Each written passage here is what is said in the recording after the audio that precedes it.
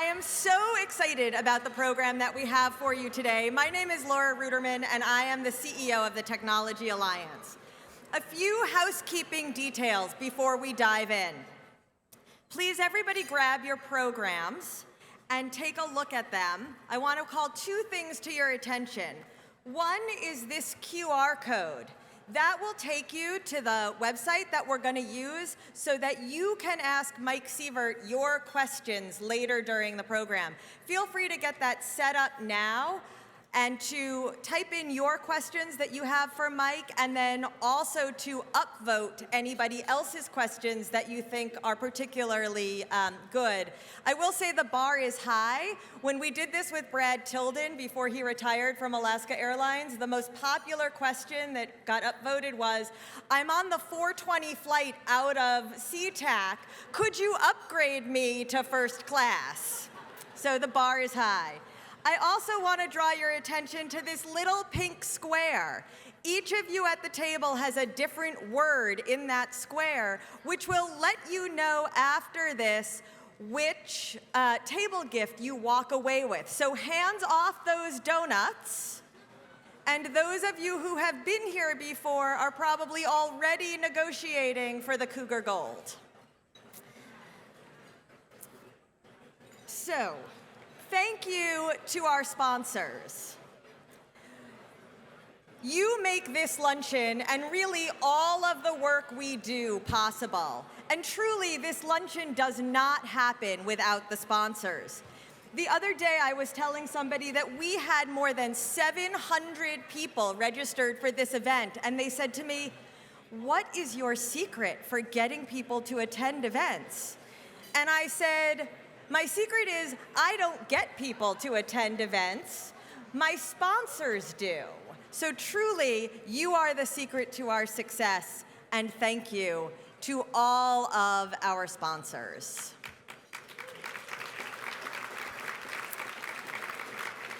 Next, could we bring the house lights up just a little to what we had decided we were going to do for the show? And could I have all of my board members stand? We'll get the lights up just a little.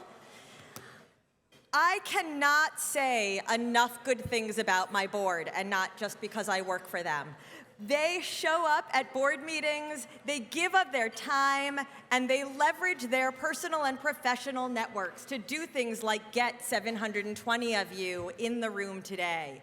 They are another key secret to the TA's success. Please give them a hearty round of applause.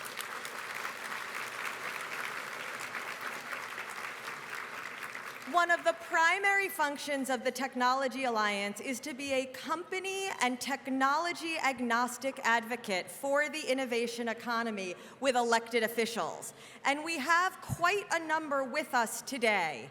So please stand as I call your name.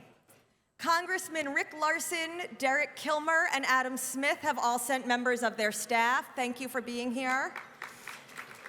Attorney General Bob Ferguson was here earlier, and Commissioner of Public Lands Hilary Franz is with us as well. And we have a number of legislators. In reverse numerical order of the district you represent, because I know some of you are always at the end of the list, State Senators Lisa Wellman, Jamie Peterson, and Bob Hasagawa are here. State Representatives Alicia Rule, Chapalo Street, Liz Berry, Mia Gregerson, Steve Bergquist, Stephanie Barnard, April Connors, Bill Ramos, and Shelley Kloba. If you could all stand, thank you for being here. Particularly for those of you who came from Eastern Washington. King County Executive Dow Constantine is in the house, as well as Port of Seattle Commissioner Ryan Calkins, King County Council members Claudia Balducci and Dave Upthegrove. Mercer Island's Wendy Weicker is here, and Bellevue is well represented by both Mayor Robinson and Council member Conrad Lee. And last but certainly not least, my friend, former State Representative Gail Tarleton is here representing Mayor Harrell. Could you all stand and let us give you a round of applause? Thank you for being here and for your efforts on behalf of the people of the state of Washington and the communities you serve. The Technology Alliance was founded just over 25 years ago by folks like Bill Sr., Tom Alberg, Ed Fritzke, Ed Lazowska, and of course, our first fearless leader, Susanna Malarkey.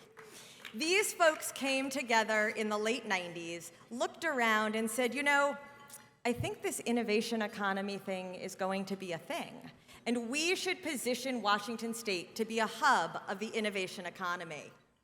Today, that idea seems self-evident, but back then, the Washington State economy was built on agriculture, airplanes, and oh my God, what are we going to do about the timber and fishing industries after the spotted owl listing?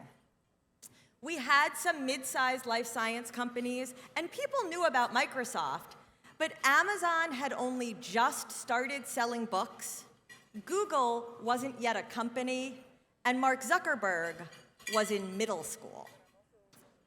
Oh good, I know you're listening. See, if that line doesn't get a laugh, then I know nobody's listening. So Bill and Tom and Ed and Susanna and others visited places like Silicon Valley, Research Triangle, and Boston, and determined that a successful innovation economy requires three things: an educated workforce, research capacity, and a strong entrepreneurial climate.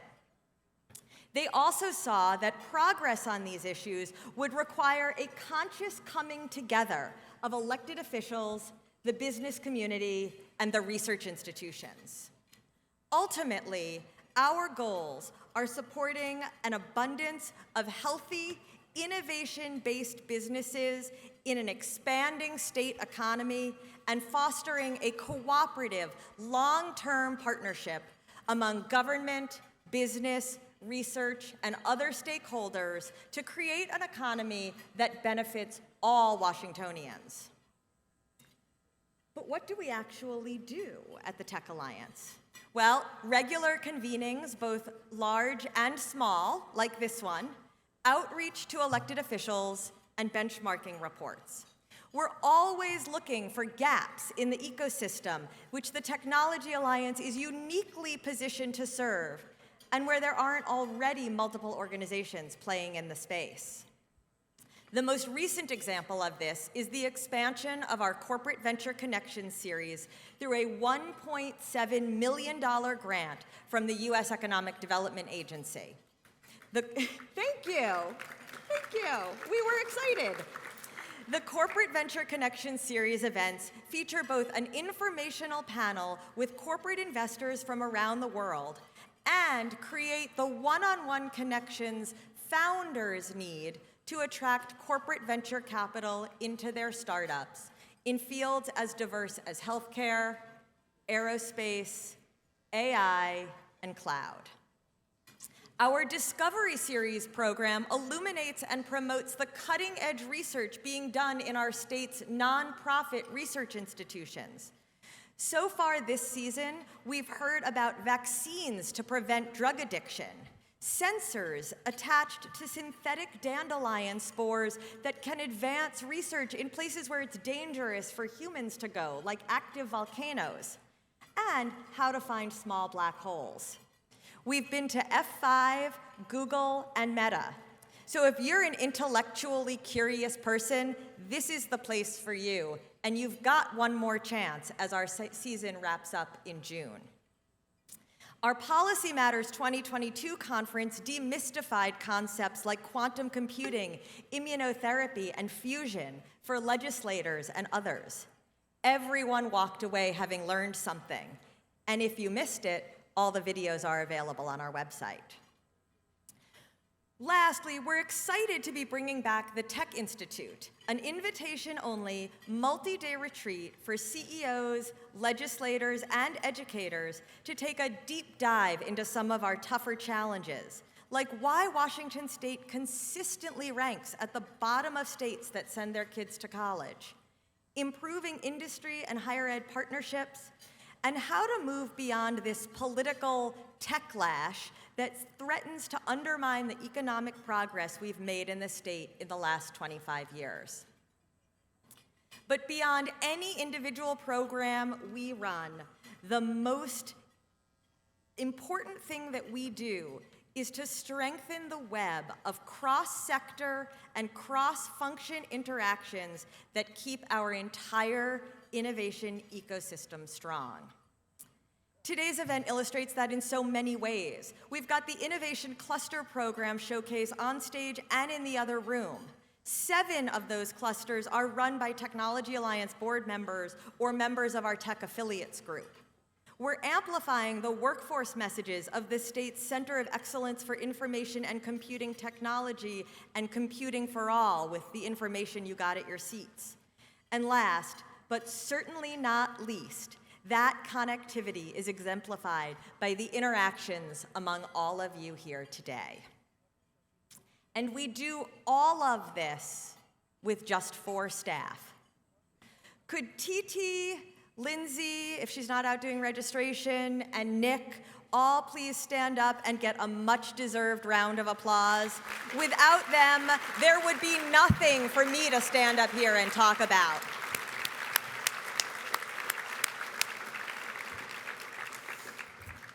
And none of us would be here if not for our next speaker. Susanna Malarkey was there at the beginning with Bill Sr., and then spent the next 20 years building and guiding the Technology Alliance to be an absolute powerhouse. Unfortunately, we're starting to lose some of our founders. Bill Sr. in 2020 and Tom Alberg last August. I'd like to invite Susanna up now for a tribute to Tom.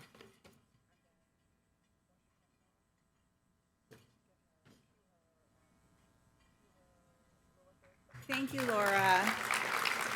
Move this over here. Well, good morning, good afternoon. I guess still good morning, everyone. It's my very deep honor to tell you about the impact and legacy of Tom Alberg. He was a generous, brilliant, and humble man who died last August at age 82.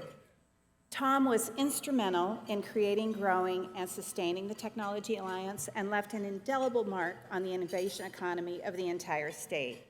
He was dearly loved by all of us who got a chance to know him, work with him, and learn from him. Tom is best known nationally as an early investor in Amazon. He served on Amazon's board from 1996 until 2019, a timeline that saw Amazon go from being Jeff's little online bookstore to a company of nearly 1 million employees and a market cap close to $1 trillion. When Tom stepped down from the Amazon board, Jeff said that he would miss his sound judgment, deep well of business and life experience, and his quick wit. Jeff noted that Tom was a smart business person and an even better human. After Tom's death, he said that Tom was a visionary. I couldn't agree more.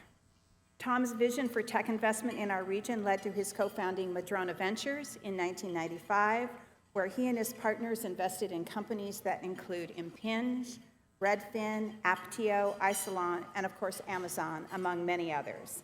Tom's vision for our region's technology future was rooted in work for some of our state's biggest success stories. He was a successful attorney and partner at Perkins Coie, where he was principal counsel for both Boeing and Alaska Airlines.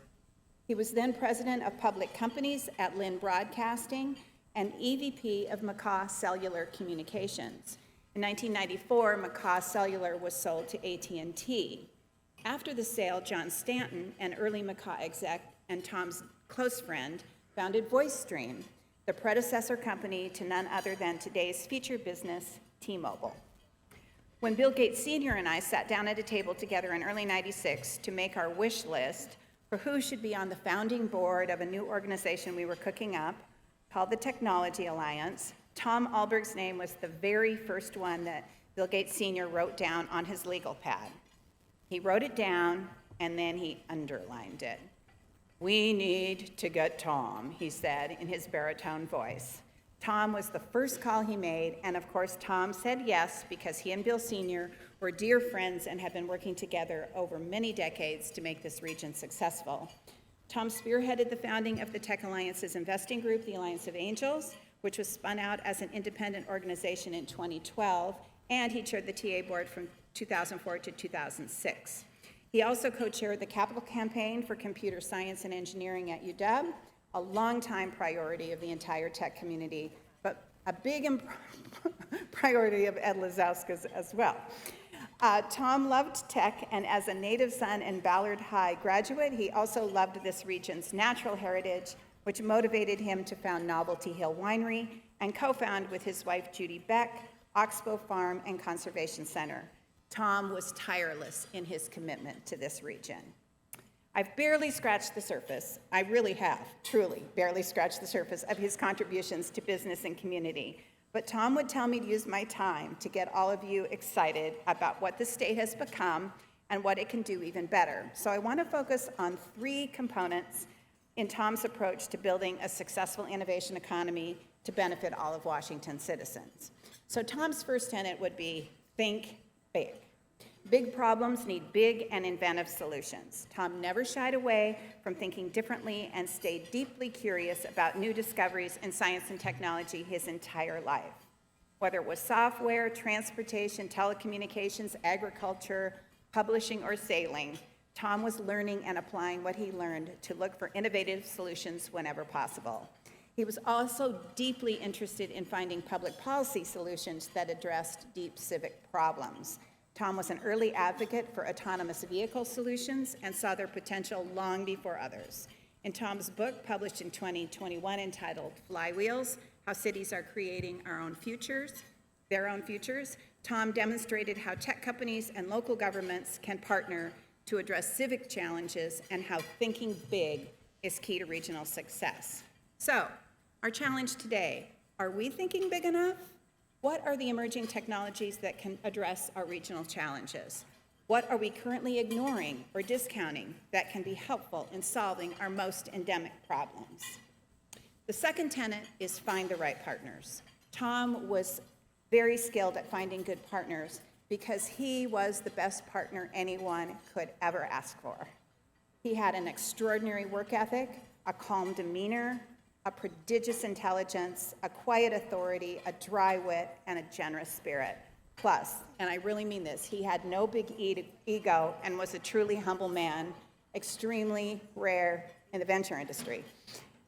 Tom has inspired me over the years because he was such a thoughtful and deep listener, a skill especially helpful in an effective partner. His example of deep listening was especially important to me as it does not come particularly easily to me. So, what kind of partner are you? What traits do you admire about those in leadership? What criteria will you use to find the best people to work with you on building your dreams? So, the third and last tenet is take strategic risks. Venture investing is all about risk-taking and being prepared to take losses. The key to success is to occasionally win big so the wins more than cover the losses. Amazon would be an example of that. Tom focused on backing talented leaders as well as promising technologies and was then willing to make tough calls when it was required. I led by mentioning some of Madrona's most famous investment successes, but plenty of Tom's investments did not pan out. Tom once told me that pulling the plug on a startup company was always extremely difficult and that he really struggled with it. But he was willing to take strategic risk, knowing that you do your research, you make your decision, and then live with it. One of the reasons the Tech Alliance has been able to make a big impact on the region is its willingness to take risks and to try new things. When I proposed to the Tech Alliance board in 2013 that we co-found a nonprofit tuition-free coding academy for women, there was a lot of initial skepticism, but Tom was very supportive of the concept of the Ada Developers Academy from the get-go. His backing made it much easier to get buy-in from the entire board. We were able to launch and incubate a program that is now an independent nonprofit with hundreds of successful grads, some of whom are here today. Are there some 80s in the room? Yay! And they're making great salaries and meeting the needs of Northwest companies and beyond.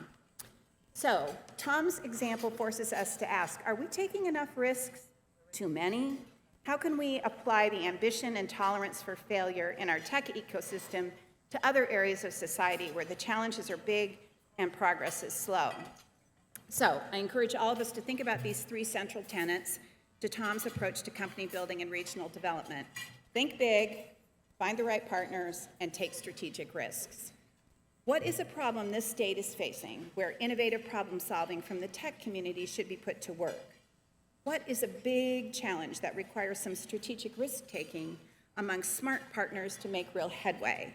In Tom's honor, it would be great if you would spend a little time at your tables now wrestling with what this state needs from all of you in the way of innovative solutions. So finally, in closing, a salute to Tom and all he meant to his beautiful wife, Judy, who is here, to all his family, to his partners, to his friends, his colleagues, and really to the entire state. Thank you, Tom. It was a joy and an inspiration to know you.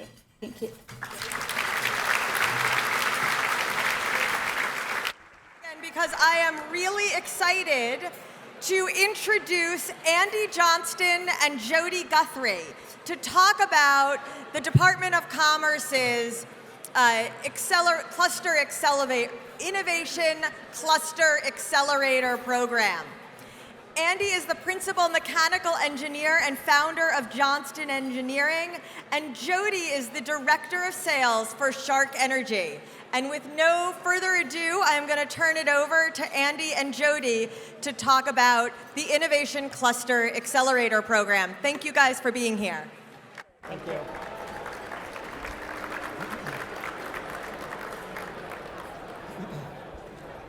Hello, my name is Andy Johnston, and I'm going to talk to you about the Innovation Cluster Accelerator Program. So the Innovation Cluster Accelerator Program was formed last year in Washington State by the Department of Commerce. So I'm going to tell you what the Innovation Cluster Accelerator Program is, why you should care about it, and then some of our experiences. So first of all, what is an innovation cluster? An innovation cluster is an industry-led group that is focusing on a specific technology area. The right side of this graph shows really the 5 groups that come together to form an innovation cluster, and these are the groups that we need to be successful. So it's entrepreneurs and industry, which is what I represent, capital, corporate, government, and academics. And what we are trying to do is to try to come together and drive innovation in a specific area that is important for the future of Washington State. So we need to make sure that we can maintain our current markets and strengthen them, and also improve and go after specific technology areas that we see are vital to our future. We want to pursue high-value market opportunities, both in the private sector and through grant funding, such as the CHIPS and Science Act and the IRA, as well as solve industry-wide challenges such as workforce. We know as we build these technologies, we're going to need to upscale our workforce and also import other talent to the area, work on regulatory as well as access to funding. These are the 9 clusters that were supported by the Department of Commerce. So the first on the list is bioscience. So this is through the Evergreen Bioscience Innovation Cluster, and what they're trying to do is to make Washington and the Intermountain Northwest a magnet for contract research and development and manufacturing in bioscience. As the owner of an engineering company, which I am, we are members of 7 of these clusters. So what we do is we design machines, products, and devices, and have very closely coupled structural, thermal, and fluid flow analysis. These industries are creating new products and devices, and so we work with them on a contract basis in 7 of these clusters. One of the other clusters that we're a member of is the BUILT cluster for clean buildings and infrastructure. And Jody is going to tell you a little bit more about that. Thank you. So it was amazing that they chose the one cluster that has to do with sewer for Washington State, but Shark actually stands for Sewer Heat Recovery. And I'm the Global Director of Sales for Shark Energy, a proud Washingtonian, born in Washington and now living in Bellingham. Long story short, I ended up in Canada for almost 30 years, eventually becoming a dual citizen. With a background in sales, marketing, and manufacturing, I was the perfect fit for Shark Energy and sewer. Our Shark systems make it possible to take the yuck out of sewer heat recovery. Once you smell our systems, you understand. I have not contributed to the gifts in the middle of the table. I didn't think that was appropriate. There is a lot of thermal energy in sewer infrastructure. Utilization of it was the problem until Shark Energy. The amount of new clean tech is amazing. It is coming to the market faster than most regions can handle. When I looked to establish Shark Energy in Washington and the United States, I looked for a partner. I found the Clean Tech Alliance, a proud member of the Tech Alliance organization. Shark Energy became a member. I actively participated. In 2022, I was invited to sit on the board, and in 2023, I became co-chair of the Built Cluster Group, supported by the Washington State Department of Commerce.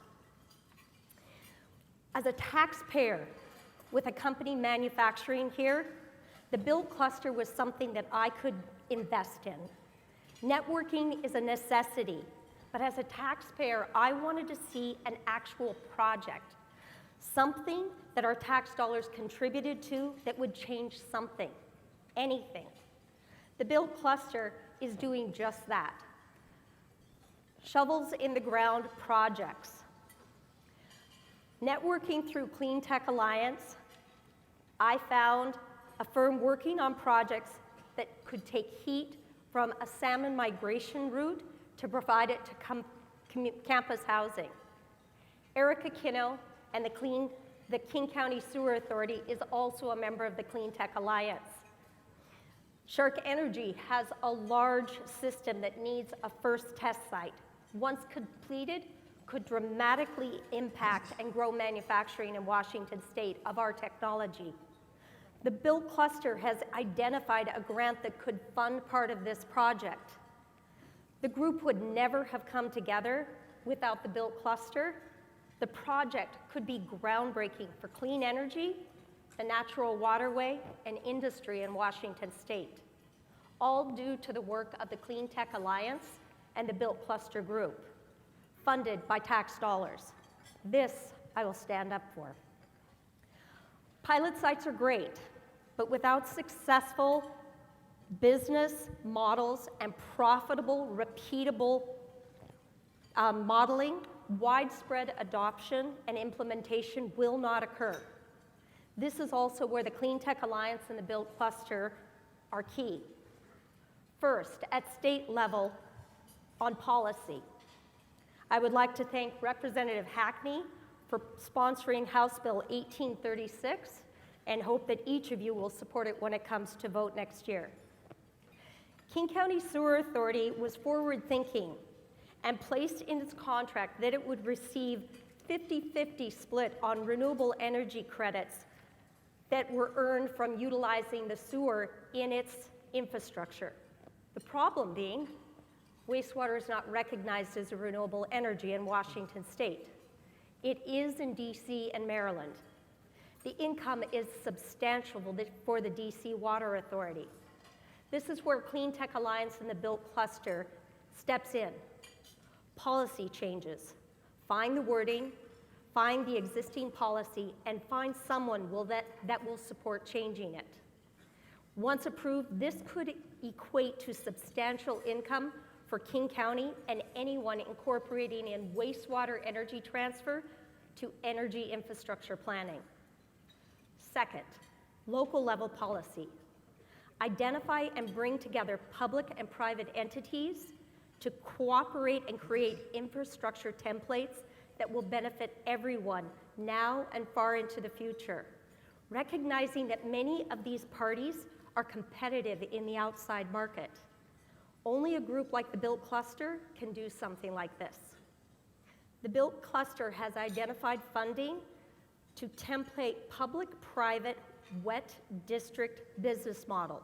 The goal being template the model, create the contracts, and prove the benefits. This type of a report is expensive and requires co-opetition. Without the Built Cluster, it just wouldn't happen. And this is happening throughout clusters throughout Washington State. I'm only involved in the Built Cluster. Andy is involved in several others.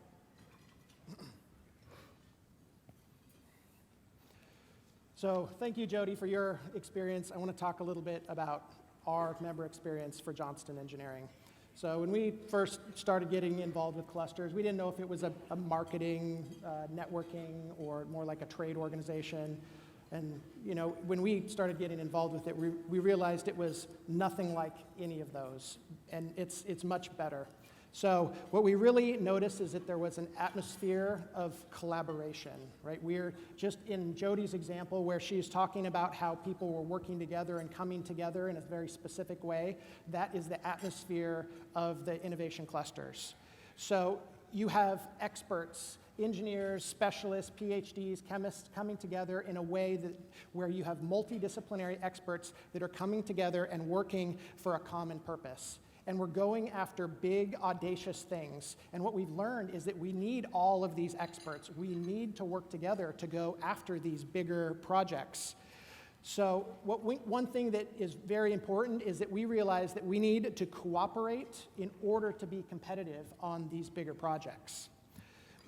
When we have our meetings, they're very action-oriented. We have subcommittee meetings that look nothing like this, but we come together and we talk about real projects and real RFPs that we want to go after. And as an engineering services company, it's very easy for me in those kind of situations to say, well, we can help you with that little part of it. But we're talking about specific ways in which we can work together. These are volunteers that want to work on it. They strongly believe in the cluster area that they're working on, and so the passion that they bring when they come together and they work together as a team united is much stronger than we would have alone. On the right is a bar chart that is a graphical representation of our cluster experience. Last year, we doubled our design staff, bought 2 new buildings as we transitioned through the larger companies that we have met through our relationship with clusters. And I really appreciate the companies that we've met in there. So here is contact information. If you want to learn more about innovation clusters, there's the website and email address at the top, contact information from Jody and I. And then if you want to learn about computational fluid dynamics or transient thermal finite element analysis, Or sewer. then, or chit chat about clusters, we'll be across the hall. Thank you. Thank you. Thank you. I'm going to take. Thank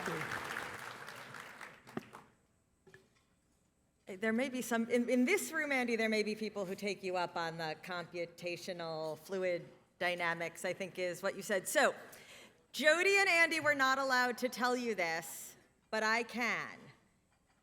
They asked for, the cluster program project asked for $3 million in the last state budget. They only got $1 million. I'm looking at you, my friends on approps. That means that they are going to have to reduce the number of clusters if they do not get money in the supplemental budget. So some of you have legislators sitting at your table. Some of you have legislators who sit on approps who are sitting at your tables. And all of you are represented by legislators. So please, we do have some time for next year's supplemental budget. If you believe, as I do, that these are a critical part of our state's continuing economic development, please let your legislators know that we need that other $2 million in the supplemental budget. With that said, you can always applaud. With that, it is now my distinct honor to introduce Dow Constantine, who I hope is making his way to the stage. Oh, there you are. Oh, all the way over there. I first met Dow when I was running for office in 1998, and he was the good member from the 34th. And not a lot of, I was running over on the East Side. The East Side didn't elect Democrats back then.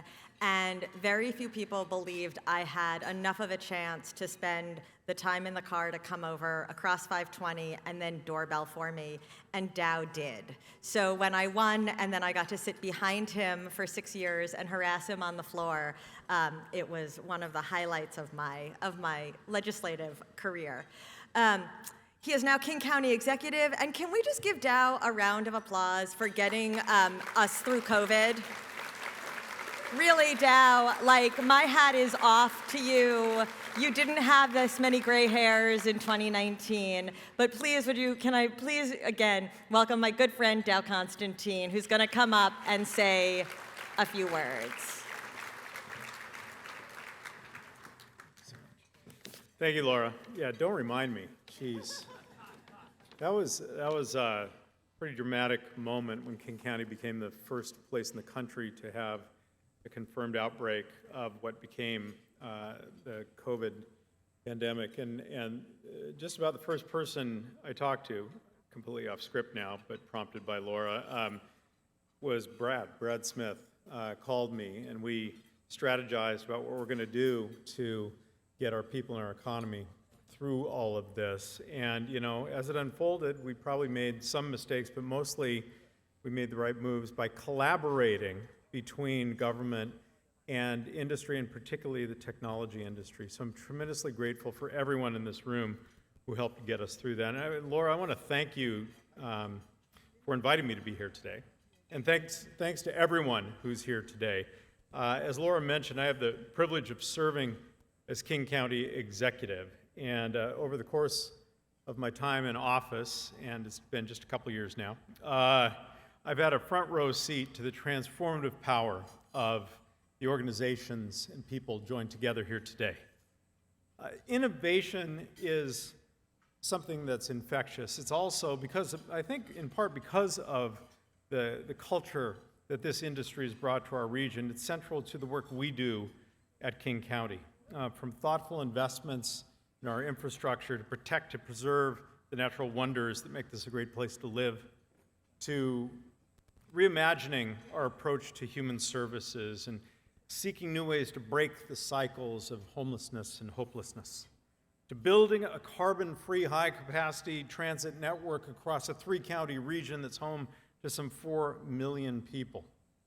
Our true north is to make this a welcoming community where every person can thrive, and in thriving, to give back.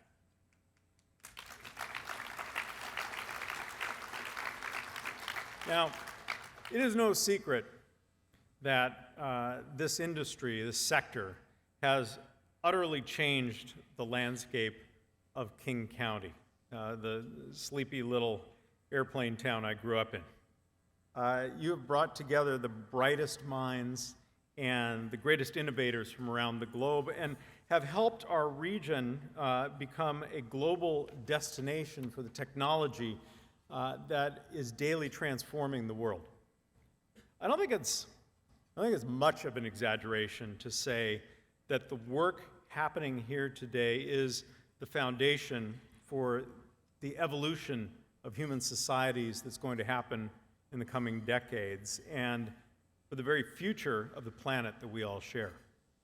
And that's why I'm excited to introduce our next two speakers. First, our moderator, a guy I used to see kicking around Belltown with me in the old days, is now chair and co-founder of GeekWire, as well as his latest venture, you need to catch it, Joy Sauce, an American Asian-centered platform designed to showcase more TV shows, movies, podcasts, and incisive editorial from emerging AAPI talent. And our featured guest brings more than a decade of experience in telecommunications, overseeing one of the largest mergers in telecom industry history, and has turned the mobile industry on its head with his company's subtle, understated, very magenta presence as the Un-carrier. So after a brief video, please welcome GeekWire's Jonathan Sposato and the president and CEO of our own little hometown telephone company, T-Mobile, Mike Sievert. This is an Un-carrier movement that's 10 years old. It started in 2013. We are going to redefine a stupid, broken, arrogant industry. People ask us, where do we get these ideas? We listen to customers. That's what we've always been famous for, giving more to customers and expecting less from them.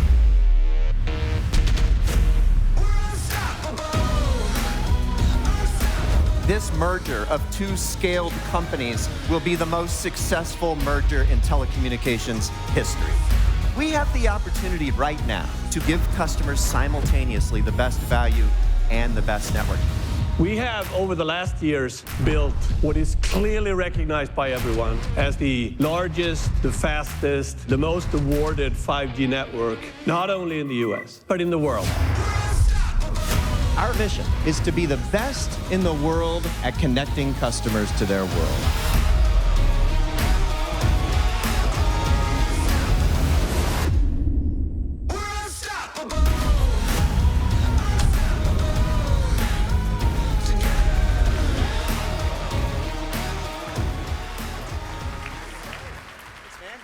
Thank you, Mike, for being here. Yeah. You know, Mike, you and I just met like literally minutes ago. We've not spent a lot of time with each other, and yeah, that's right. But I can already tell that you're a really down-to-earth guy, an authentic guy, you know, with great energy. So we're gonna have a lot of fun. Well, it's just you, me, and the potted plant, man. So it's gonna be great. I want to start off by thanking you for agreeing to curate a suit to match my shirt. That was above and beyond. That kind of solidarity is not called for. Thank you, Mike. Thank you. I could have done better. I'm sad to say, but despite being a customer, I don't own any magenta, you know, so will you hook me up, you know? So, okay, great. So one of the things that I like to do is start off with some fun questions about you and about being a CEO, because we want to deliver some personal value to a lot of the people in the audience. And my good friend Laura tells me that while there's a wide range of ages from 20s, 30s, and 40s on up. Wait, you don't name them after the 40s. You just say on up. Well, you know, is that true? You know, truth is I'm 56, so I'm kind of already you know dismissive of my own decade, but. But a lot of folks here, the majority of the folks are in their 30s and 40s, and they may be director level, mid-management. They may be aspiring to be in the C-suite, or if they're in the C-suite, aspiring to someday be in the CEO seat. And I know that you've had a really wonderful, illustrious career where one of the things I really respect about you as a CEO is that you're pretty cross-trained. You've done the marketing job, you've done the COO job, et cetera, the president job, and then CEO. So what key advice would you give to anyone out there that's looking to do better in their career? What does getting ahead behavior look like to you? Wow, okay, so advice to somebody who's 30. I turned 30 in 1999, and so the advice I wish somebody had given me would be to invest in Monster beverage. They've had 11,000% return since then. So you know, Amazon, very good.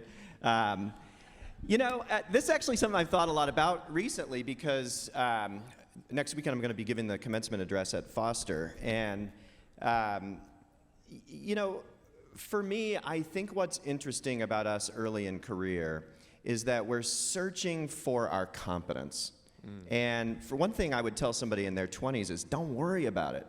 Like, don't worry about it. You're going to try, if you're doing it right, you're going to try things and they're going to spark or they're not going to spark. And then you're going to try more things. I think a lot of us as we come out of university are kind of like panicked that, am I going to pick the right thing? Because the whole rest of my 40-year career is going to depend on, I got to get this just right now. It's not true.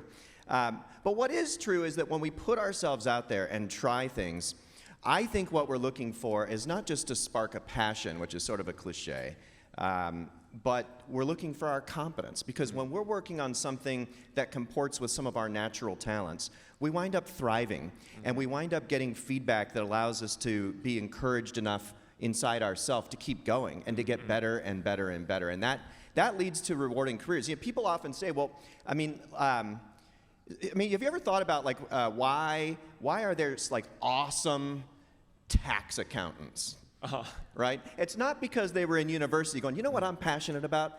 I'll tell you what, I'm passionate about taxes and calculating up taxes. You know, but they might have been passionate about numbers and about clients and about interacting and about analysis, and they found that working on that is something that would unleash those talents, and that's fundamentally rewarding. My first job out of college, I was marketing toothpaste. You you know. And You were at Procter & Gamble. I was at Yeah, Procter & that's Gamble. And what struck me about that was it was a great place to throw myself into an environment where I could learn about marketing. And I thought I had a shot at being good at marketing. And I found out that's something that comported with my natural talents. And so I've spent most of my career investing in that. I think that's kind of the That's key cool. to That's it. cool. And we're going to bookmark. It's interesting that you brought up toothpaste and Procter & Gamble because I actually have a related question about sort of value, sometimes things that are a little bit more commoditized, and how do you have to be very, very clever and smart to sort of go for a different play, go for more of a feature-rich play or something like that. We'll bookmark that. I also know, I don't know if this is general knowledge, but you are an accomplished pilot. You fly a seaplane. I didn't just out you on that, right? That's not like a, okay, all right. And so I'm, there's a saying, which is that when once you have tasted flight, you will forever walk the earth with your eyes gazing skyward. And That's there some you will lofty always shit wander. right there. Yeah, it is some lofty shit. I didn't come up with it. That's pretty good. It was how am I going to beat that? It was a guy named Leonardo. You can decide which Leonardo. Yeah, the Da Vinci came up with that. Yeah. But that's kind of an inspiring, interesting, some lofty stuff. I'm really curious. In what ways has becoming a pilot impacted your business life, or perhaps it's vice versa? Well, what I like about it is that it's hard. You know, and to me that makes it fun. I mean, for some people, inexplicably, I don't understand this.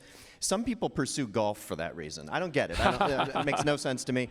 But one of the things that pilots know, and that they don't really like to talk about because it makes other people nervous, is that there's no such thing as a perfect flight. You always brief, and then you fly your mission, and then you debrief.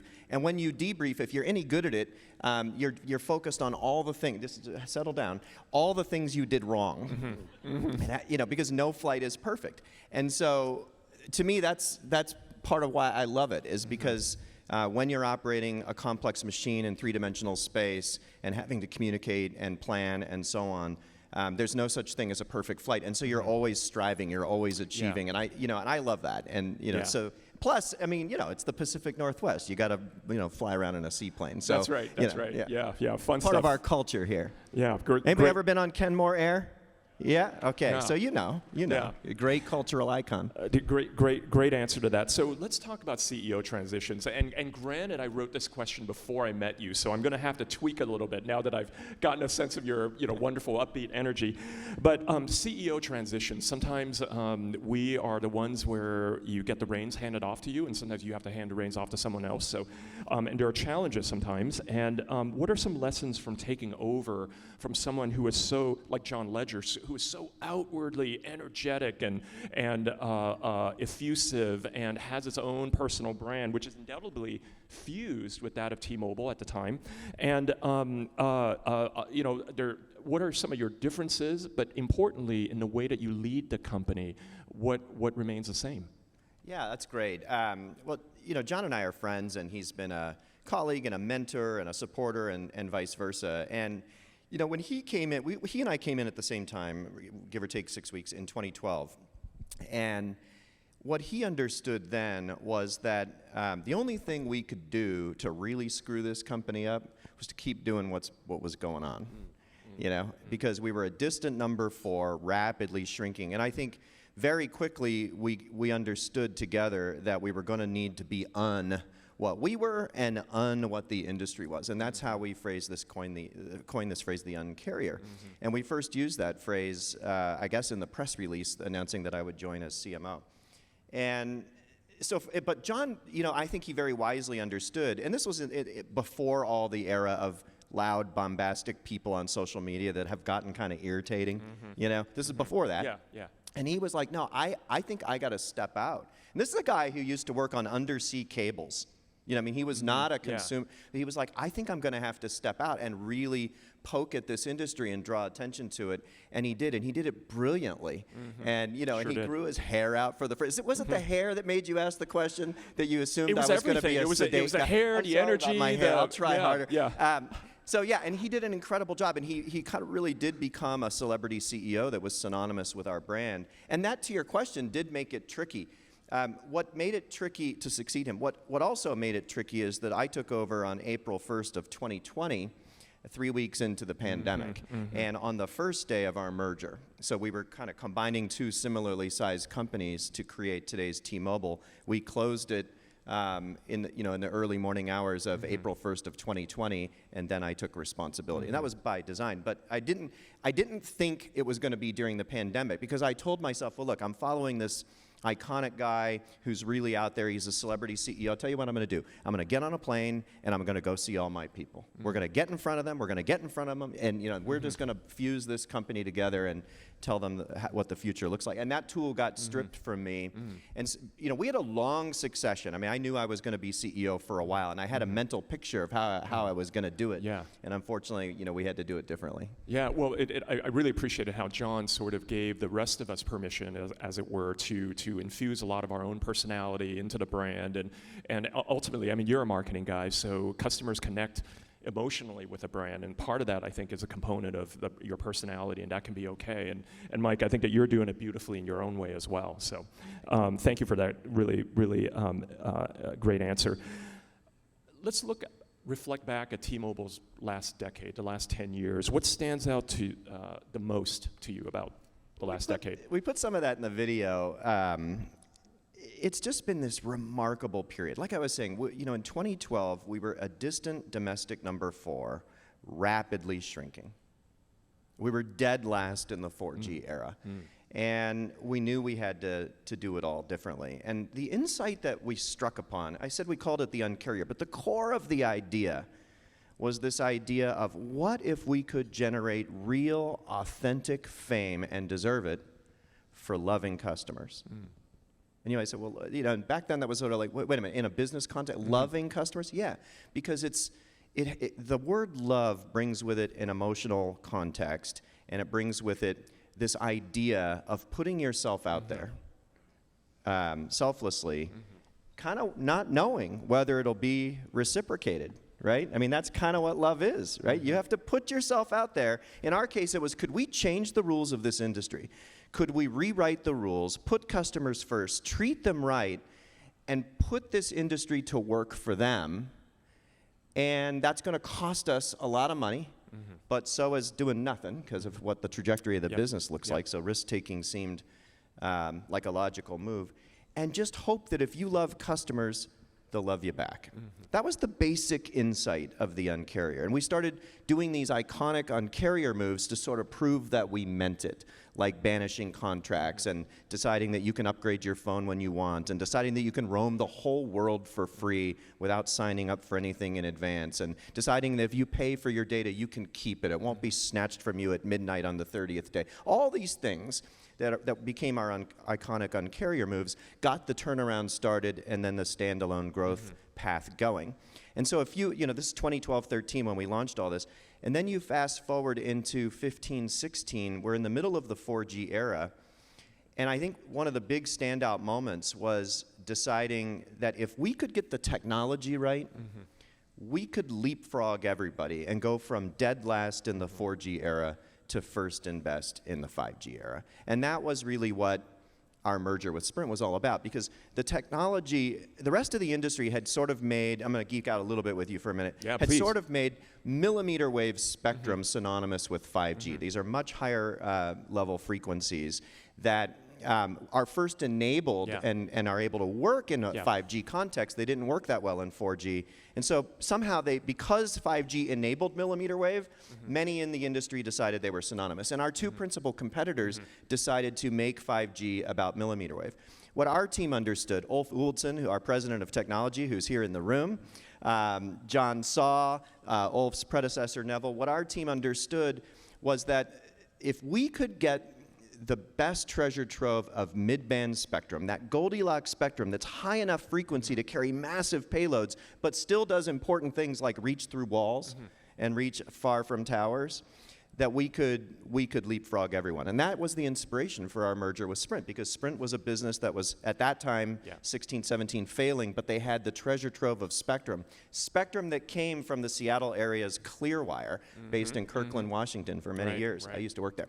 And so we understood the value of it because of all of our context. John Saw, our CTO, used to work at Clearwire in the office next to mine. We understood the power of that spectrum better than our competitors. Yeah. And so we pursued it and created the new T-Mobile. And now we have more 5G landmass at T-Mobile covered than AT&T and Verizon combined. Our speeds are 10 times faster than they were 4 years ago. I mean, it's an astonishing thing what's happened. And so this industry has made people choose for 30 years between a good deal and a great network. Like, pick one. You have a great deal or the best network.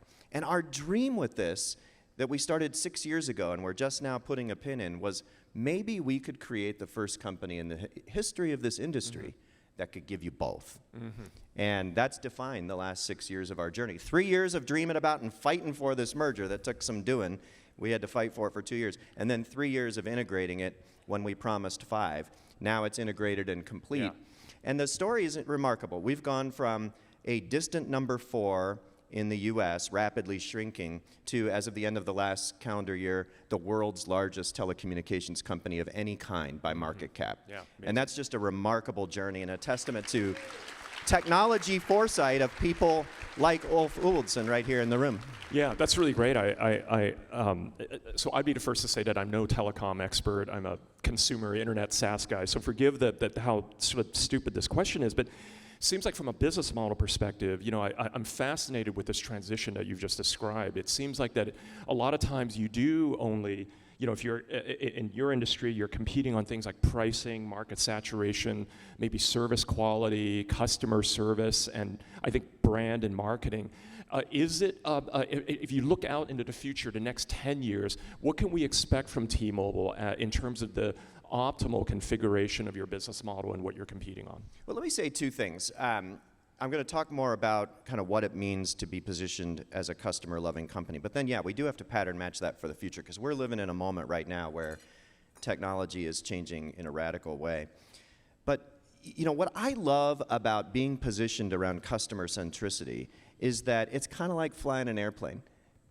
You can never really get there, you know? You can never really solve it. Customers are unsatisfiable. You know, we have 5 statements, our company values, that sort of define us. That starts with love our customers. There's three more, and it ends with we won't stop. This tenacity that we have to have in T-Mobile, this hunger to constantly make things better, knowing that you can't ever satisfy customers. Talk about these Un-carrier moves. So we did in 2014, we did an Un-carrier move called Music Freedom. We were so proud of ourselves. So, you know, this is back when people were kind of starting to move beyond music devices like iPods and MP3 players and were playing on their phones. They wanted to move beyond those $1 a song and get streaming services. And we said, music is fundamentally about freedom. We are going to be the first company ever to set it free. And no music will cost against your data plan at T-Mobile. And we did a big launch and we called it Music Freedom. And we got Macklemore and it got nationwide press. And man, we were so proud of ourselves. And it kind of worked. I mean, you know, people started flocking to T-Mobile. But then we did research about what do you think about music freedom? You know, that's great, right? And the basic feedback we got from our customers was, yeah, but what about video? You know, we're like, That's right. What? Yeah, you know, yeah. That sounds familiar. You know, Yeah. And so, but I love that. That's what a customer-loving company is about. And so we listened. And it took us 1.5 years, but you know, Un-carrier 10, our 10th big move, was binge on. We became the first company ever to set your video free. You could stream as much as you want without it hitting your data bucket if you would watch it in DVD quality. And that was a breakthrough that just propelled our company forward. But it was sort of one of these humble moments of you put yourself out there and you can't satisfy these people. 2 years after that, we became the first ones to go all in on unlimited and just decide that the era of the data bucket was gone forever and forced everyone to follow. Yeah. And that's kind of a story about constantly changing, the focus of the industry to the benefit of customers. Yeah. But now, you're asking about the future. Yep. And look, we are living in a time, we can't do a panel in 2023, I apologize in advance, without talking about AI. That's right. And we are living in a time, I hate to feed the hype cycle, that I think we will look back on in a decade and understand this moment, this half decade right now is as profound as the 80s when desktop computers arrived, as the 90s when the web arrived, as the 2010s as smartphones took over. It's It's profound. And AI is going to change everything about how companies are operated. And you think about, well, we're a customer love company. You know, how's that going to work? And I, for one, could not be more excited about it, because in the analog world, we are forced to treat every customer sort of the same. And what we are going to be able to do with AI is deeply understand through the data what journey will make your journey with T-Mobile the best possible one. You know, we're the only ones in the industry right now with declining churn. That means less people leaving us this year than last year. That's very good. But still, because we're a very big company, millions of people left us last year. And that just gnaws at us. And every one of them left a trail of data before they finally threw their hands up and gave up on us. Something was going wrong. Something in the network, something in the customer interaction, something in the billing, something in not getting their answers, their problems solved. And AI can be trained against those stories that can be discerned in the data, if only the data would be introduced to each other. Yep. You know, these domains, these fiefdoms of data that we all have. And so now that's a big focus of our company, and that's what you can expect. Nothing will change about who we are. Fame around loving customers, putting them first, treating them right. But now it's going to have to be rethought for this next era in a very profound way. Yeah, that's a fantastic answer. I love what you said about the love that you put out there. It's very important, and you stay consistent and in alignment with that philosophy with almost everything that you do, going all the way through to future applications of AI. And I too am, like you, very optimistic about that. I'm not thinking Skynet will take over the world, but we can actually cautiously harness the technology to benefit customers. So I'm a big believer in that. It'll simultaneously be bigger than most people expect and take a little longer than the hype cycle assumes. Yeah. So, you know, like buckle up. Like the world's not going to be different as we know it in 18 months, but it's going to be going to be profoundly different in ways you can't even imagine in a decade. Yeah, you'll touch every aspect of our lives, including how future conversations like this might occur. So let's zoom out for a bit, Mike. And so for the benefit of a lot of the folks in the audience, and we have a very cross-section room, that's one of the things I love about the Tech Alliance audience. So Washington is known as a hotbed of innovation, right? And there's a lot going on here. We sort of punch above our weight, so to speak. What do you see as some of the biggest drivers of this growth, and what are the most important things that we can ensure that we protect this growth and keep it going? Well, first of all, I love the comments that were made earlier about how important technology is to this region and this region is to technology. You know, I think 9.4% of our state's employment is in the technology sector. That's the highest in the country. And obviously we have incredible talent as a result that has found its way to Seattle, and we have to foster that. At the same time, you know, if you just walk down the street, let alone watch the news, you know that we have real, profound challenges in this region. And I think our leaders are doing an incredible job stepping up to that. My hat's off to the mayor, who I know who's not here, Mayor Harrell, but my hat's off also to our county executive who introduced us, Dow Constantine.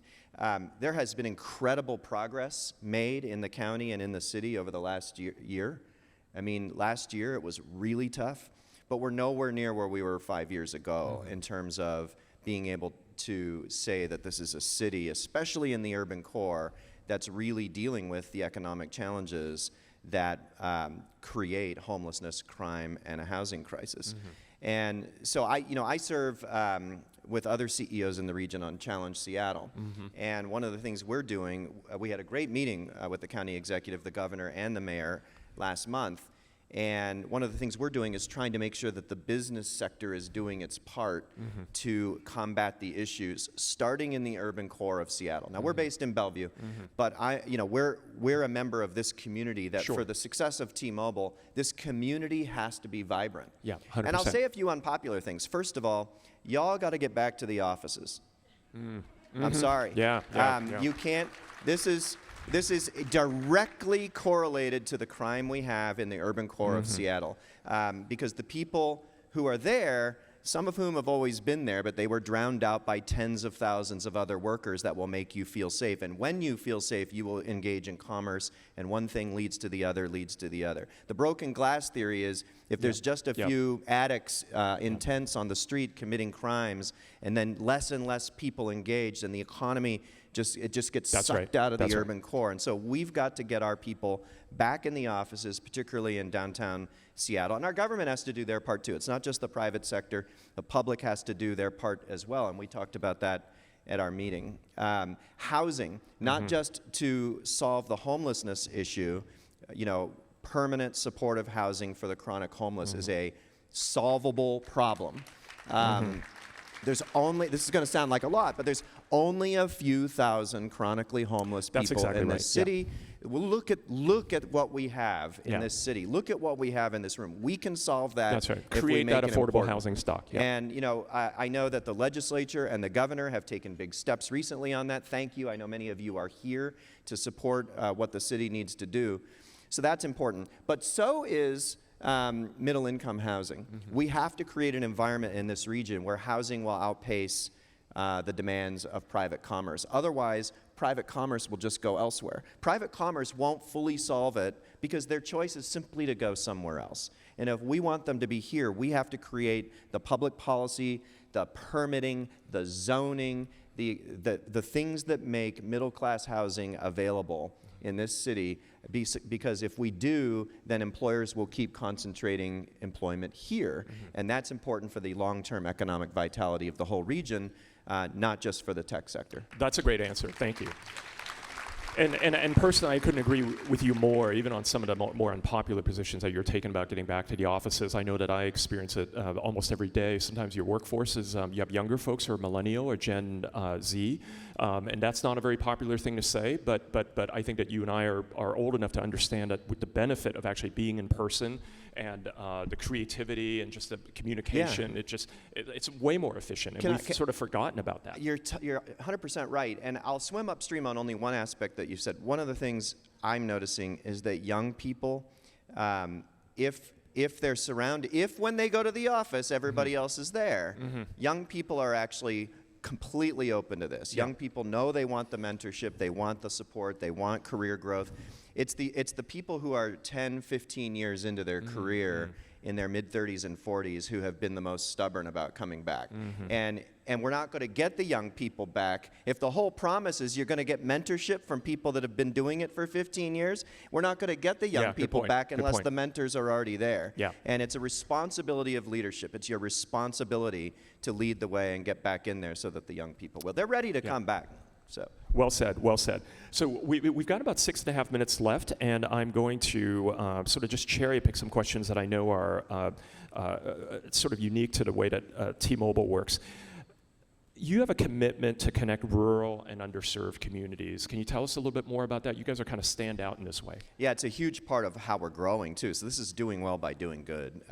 We've increased our network 5G coverage in rural areas by 90% in the last 3 years. And so if you have these ideas about T-Mobile, you think, well, I tried them like 5 years ago. I don't remember it being great in the countryside. I mean, we've increased our rural coverage of 5G 90% in the last 3 years, all by bringing together the resources and assets and having the synergies to invest in the largest network build in the history of this country over the last 3 years.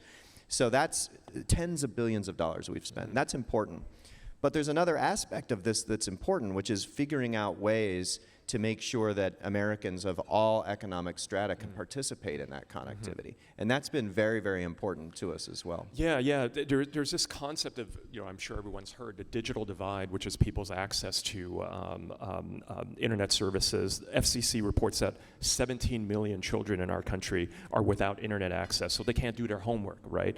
24% of teens in low-income households are unable to have access to the internet. So how can a person in your position in a company like T-Mobile help make a difference there? When we created this version of T-Mobile 3.5 years ago, we decided to make this issue, digital divide and homework gap, the signature issue that we could try to address as a company from a philanthropy standpoint.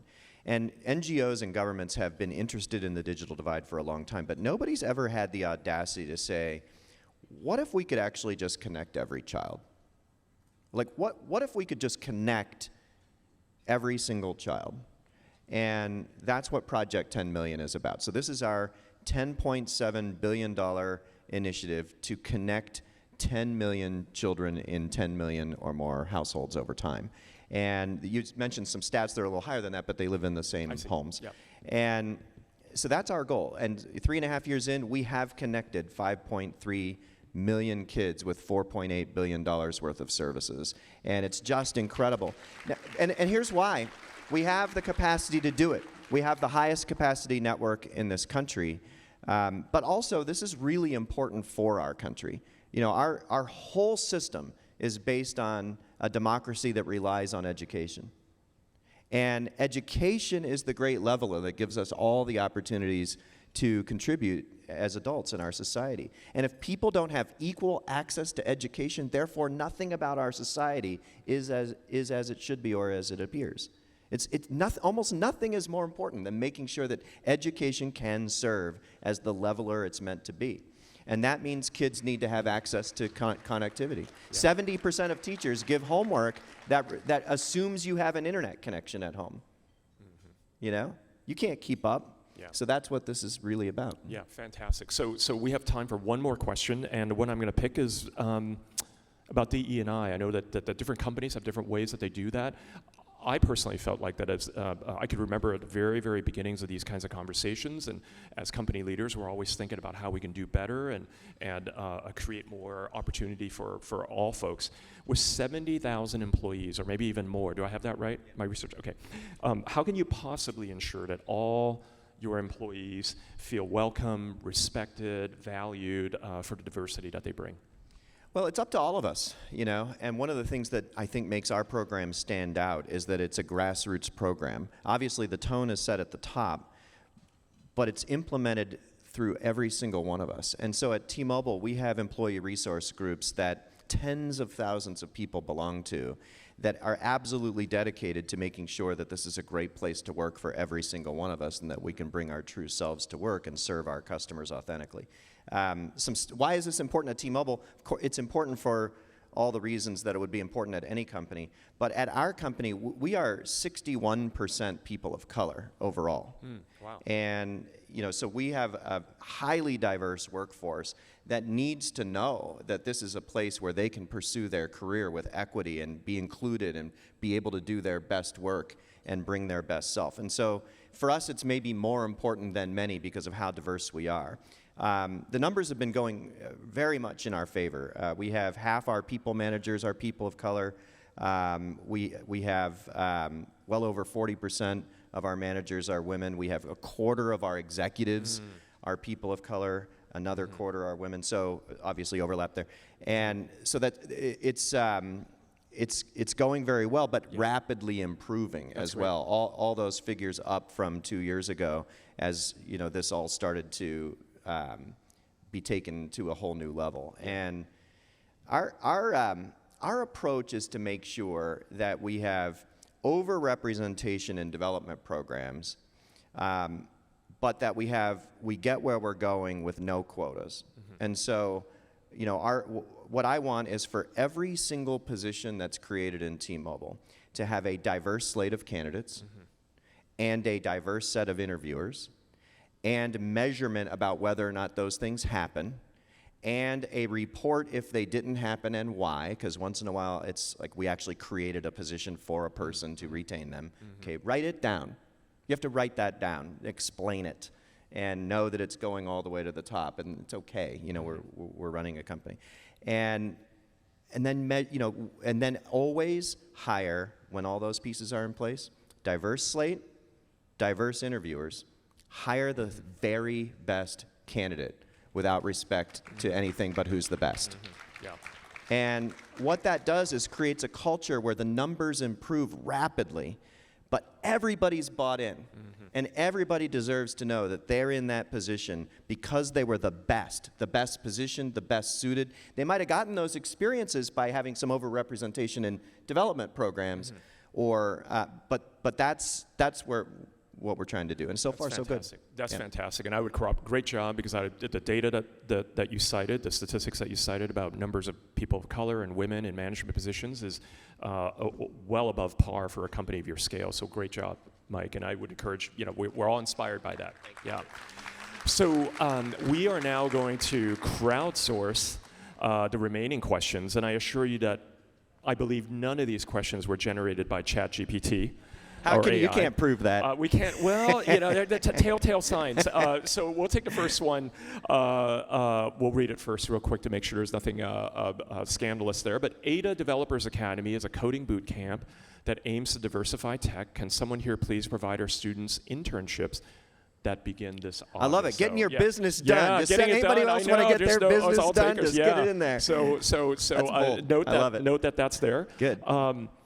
How is T-Mobile thinking about leveraging LLMs/generative AI, and are there any AI ethics aspects that telecom industry can spearhead? Yes. I'm going to go real brief on this because we could literally do a half hour on it. But yes, of course, this is a huge part of all of our futures. And yeah, a lot of the answers aren't there yet because the models actually aren't great at providing their own forensics yet. And so how do you guarantee that an LLM model that for the first time in human history is widely available, that doesn't just look at data but reasons over it, that reasoning doesn't have inherent problems and biases built in, because it learned how to reason by reading everything on the internet, which is of course full of those things.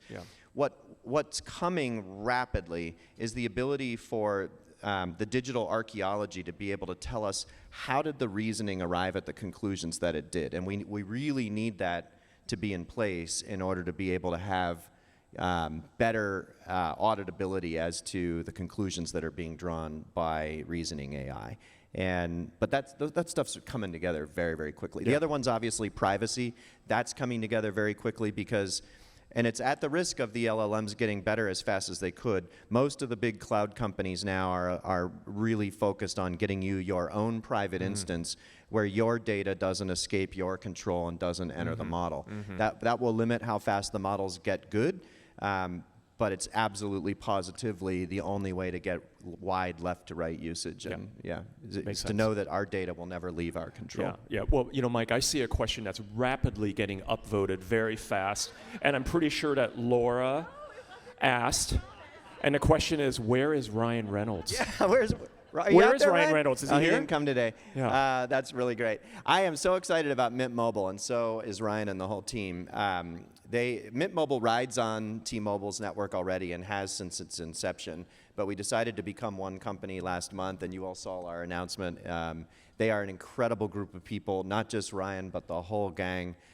He's a genius and an incredible storyteller, and ultimately, as you talked about earlier in your comments, marketing is about storytelling, and so we're kindred spirits with them. That's great. That's awesome. Next question: can you give us a peek behind the curtain on the culture behind T-Mobile, and how do you instill and encourage the uncarrier mindset? We try to keep the values off the conference room walls and in our hearts. Do you know what I mean? Corporate values. They put them on the wall, and they're over there on the wall. And they're just and even the phrase corporate values, you know?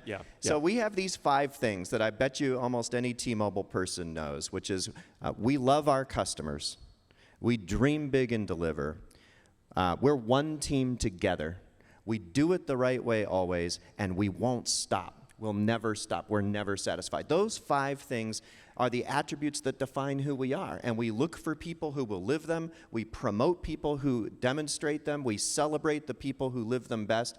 And it helps us to perpetuate this thing that you can't write a memo. Like if you're our competitors, you can't write a memo and say, we've studied the T-Mobile and the results, and henceforth, beginning tomorrow morning, we would like every employee to give a shit. Like that. Right. That's not going to work out. Yeah. So it's just who we are. Yeah. Very good. Excellent. So according to Microsoft analysts, I don't know if there's where the Microsoft table is here, but according to their analysts, Chinese hackers are developing all kinds of technologies to disrupt critical communication in the U.S. What is T-Mobile's plan? Yeah, I mean, this is maybe the biggest issue, facing companies like ours, and also a massive national security issue for every part of our economy. It starts with having properly prioritized programs. and taking it seriously. And we've had a couple of bad events over the last few years that have really knocked us on our side. If there's anything to be gained from that that's a positive, is some of that was, I think, a catalyst for even more focus in this area to make sure we have the right technology, the right architecture that's fundamentally protected, and the right level of investment. What's really important isn't just preventing access to a social security number that might be in a vendor's system, because most of your social security numbers were hacked a long time ago. What's really important is making sure that the nation's critical communications infrastructure, our network, isn't penetrated. And that's obviously our top priority. Yeah, very good, very good.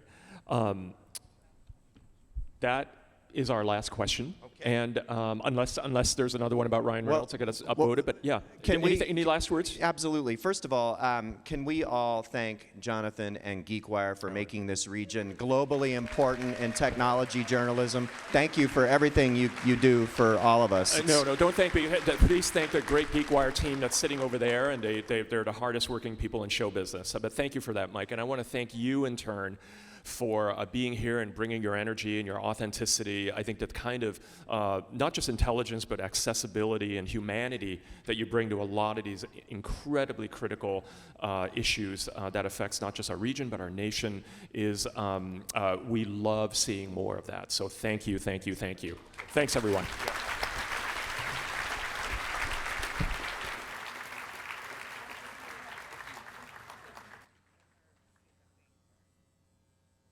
All right, I don't know, Susanna, you have to tell me, is that the most profanity that we've ever had during a Technology Alliance luncheon? All right, I know we are running just a little bit over, but you are all here because now is the moment you've all been waiting for. I mean, Mike was cool, but table gaffes. So we're going to go through this fairly fast. TT, am I clicking, or I guess I'm going to click? Get those programs out. Get your programs out, find your pink box head table, you get something too. Everybody got it? Because we're going to go fast. All right, if your program says scale up, grab those UW chocolates, thank you, University of Washington. If your program says move up, thank you, F5, for a beautiful bottle of wine. If your program says start up, that Alaska Airlines passport holder is for you. If your program says shake up, we've got specialty ice cube makers from EPAM. That's actually the one my husband is somewhere over there. Honey, that's the one I'm hoping we get. Link up, the Top Pot Donuts. I want to say a word. We have these this year because last year Clark Newber invited the CEO of Top Pot Donuts, and he said, why don't I have something on this table? And we said, why don't you have something on this table? So if you'd like to have something on this table next year, not Shark, if you'd like to have something on this table next year, come see me afterwards. All right, team up. Grab your K&L Gates clear satchel for when you go to T-Mobile Field for your next sporting event. See what I did there on the fly? All right, I don't know if we have any vinyl heads, is that what you're called, in the room? But if your program says tune up, grab that T-Mobile bag. Thank you, T-Mobile, for Lizzo's newest record, an actual record.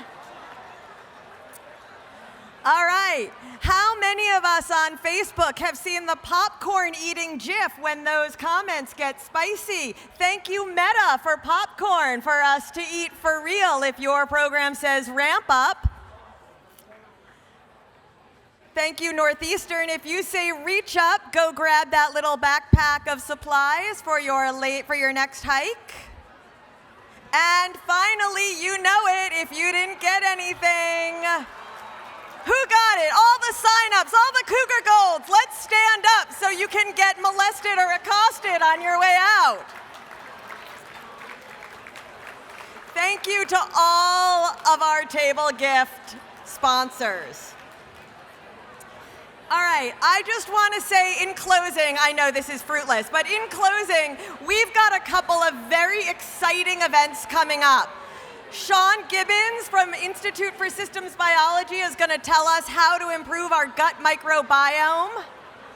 We've got our next Corporate Venture Connection series coming up, and then a fireside chat with our very own current board member Tim Porter and former board member Lisa Nelson. Thank you all very much for coming. Let me know if you want to sponsor anything next year. Sign up early for your tickets next year, and let's have double the number of people in the room next year. Thank you, thank you, thank you, and have a lovely sunny Seattle afternoon.